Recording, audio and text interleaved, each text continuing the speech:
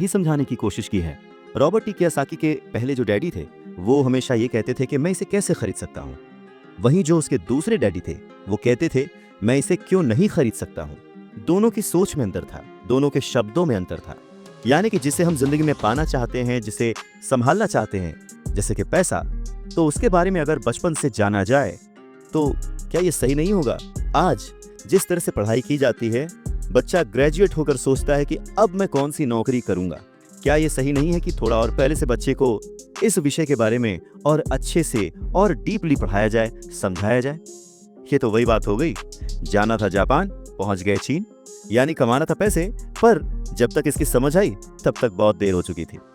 यानी कि हमें सबसे पहले ये समझने की जरूरत है कि हम खुद एक्सेप्ट करें कि हम इसे कैसे पा सकते हैं, इसे कैसे संभाल सकते हैं, और वही सही शिक्षा हम अपने आने वाली पीढ़ी को भी दे सकते हैं। ये कितना सच है ना कि अगर हमें किसी मंजिल की ओर बढ़ना है तो हमें उसी दिशा की ओर रास्ता तय करना पड़ेगा, सफर करना पड़ेगा, मुश्किलों से जूझना पड़ेगा, और तब कहीं जाकर उस मंजिल को हम पा सकते हैं। धन संबंधी जो शिक्षा है उसके बारे में भी कुछ ऐसा ही है। धन कमाना एक अलग बात है, पर उस धन को सही ढंग से संभालना एक अलग कला है। पैसा एक तरह की ताकत है, पर इससे भी बड़ी ताकत है उसे संभाल कर रखने की समझ। पैसा तो आता और जाता रहता है, पर अगर आप ये जानते हैं कि पैसा किस तरह से काम करता है तो आप ज्यादा ताकतवर हो जाते हैं और आप दौलत कमाना शुरू भी कर देते हैं। देखिए, केवल सकारात्मक सोच से ही समस्या हल नहीं होती है। हाँ, ये जरूर है कि सकारात्मक सोच आपको उस दिशा की ओर बढ़ने की हिम्मत देती है। देखिए ना, ज्यादातर लोग स्कूल में पढ़ते हैं और वहां पर वो कभी ये नहीं सीख पाते कि पैसा काम किस तरह से करता है, इसलिए वो पैसे के लिए काम करने में अपनी पूरी जिंदगी बर्बाद कर देते हैं। रॉबर्ट टी कियोसाकी कहते हैं कि उनकी ये पैसे से जुड़ी हुई शिक्षा, वित्तीय शिक्षा, जब वो केवल 9 साल के थे तभी शुरू हो गई थी। पर सबसे जरूरी बात ये थी कि उन्होंने जो पहला कदम उठाया था, ये निर्णय लिया था कि उन्हें किसकी बात सुननी है, अपने पुअर डैड की, जो कि बहुत ही पढ़े लिखे हैं पर पैसे को अहमियत नहीं देते, या फिर रिच डैड की बात, जो कि उन्हें उतना ही प्यार करते थे जितना कि उनके पुअर डैड। पर उन्होंने पैसे को कभी छोटा नहीं समझा, और क्योंकि रॉबर्ट टी कियोसाकी सिर्फ 9 साल के थे तो उनके रिच डैड ने बहुत ही आसान शब्दों में उन्हें वो लेसन्स पढ़ाए, पैसों के बारे में वो लेसन्स सिखाए। जी हाँ, हम किससे सीख रहे हैं, किसकी बात मान रहे हैं और किसे अपना मार्गदर्शक चुन रहे हैं, ये बहुत जरूरी है। क्योंकि जो हमें गाइड कर रहा है, अगर उसका नजरिया ही अलग है तो वो आपको सही मंजिल की ओर नहीं पहुंचा पाएगा। रॉबर्ट टी कियोसाकी के दोनों ही डैड, रिच डैड और पुअर डैड, उन्हें उतना ही प्यार करते थे, पर सिर्फ नजरिए की वजह से रॉबर्ट टी कियोसाकी ने अपने रिच डैड की बात सुनना प्रेफर किया।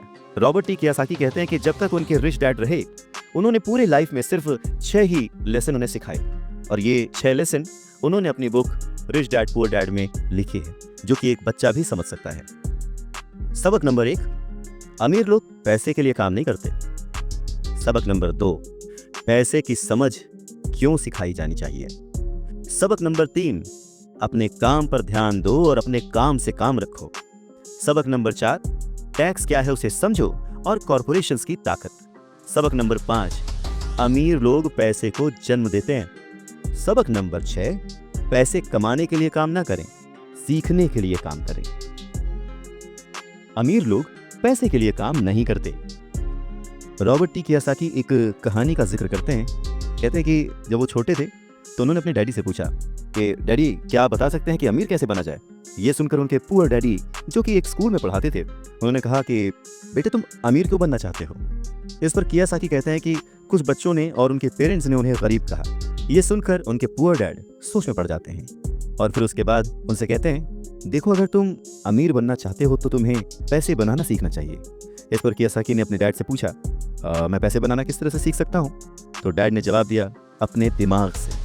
और उसके बाद वो अपना चश्मा पहनकर अपना अखबार पढ़ने लग गए, जिसका मतलब ये था कि अब इससे ज्यादा मुझसे और कोई सवाल मत पूछना, क्योंकि मुझे इसके बारे में कुछ नहीं पता। इस बात को कियोसाकी पूरी रात सोचते रहे और अगली सुबह अपने सबसे अच्छे और करीबी दोस्त माइक को अपनी ये बात बताई। उन्होंने माइक से पूछा कि क्या वो ये पैसे बनाने वाले काम में उनके बिजनेस पार्टनर बनेंगे। माइक ने उनसे पूछा, ठीक है, मैं तुम्हारे साथ हूं, पर तुम पैसा कैसे कमाओगे और हमें क्या करना चाहिए। इस पर कियोसाकी ने ठीक वही जवाब जो उनके पिता ने उन्हें दिया था, उनके डैड ने उन्हें दिया था, बता दिया कि नहीं, मुझे नहीं पता, लेकिन फिर भी क्या तुम इस काम में मेरे पार्टनर बनना चाहते हो।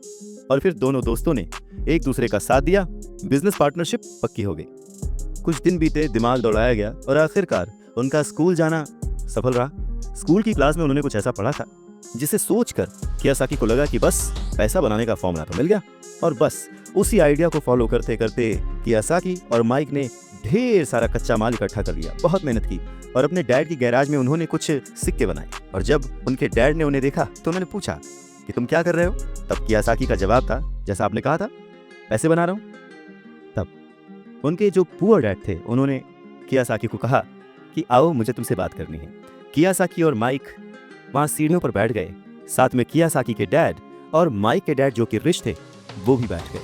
यहाँ पे मैं आपको बताना चाहता हूँ कि इस पूरी कहानी में जो कियासाकी ने अपने रिच डैड को रेफर किया है वो दरअसल